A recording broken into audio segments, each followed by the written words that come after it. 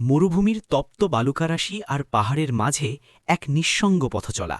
ঠিক এখান থেকেই শুরু হয়েছিল এক মহিমান্বিত ইতিহাসের। হজরত ইব্রাহিম আলাইহিস্সালাম এবং তার পুত্র হজরত ইসমাইল আলাইহিস্সালামের হাত ধরে নির্মিত হল আল্লাহর ঘর, পবিত্র কাবা। চারিদিকে ছড়িয়ে পড়ল তাওহিদের ডাক। ধীরে ধীরে কাবার চারপাশে গড়ে উঠতে থাকে জনপদ। মক্কা হয়ে ওঠে মরুভূমির প্রাণকেন্দ্র।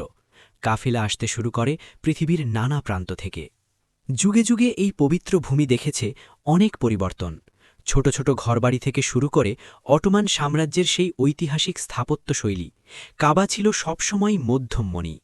সময়ের চাকা ঘুরতে থাকে আর মক্কা রূপান্তরিত হয় এক আধুনিক নগরীতে।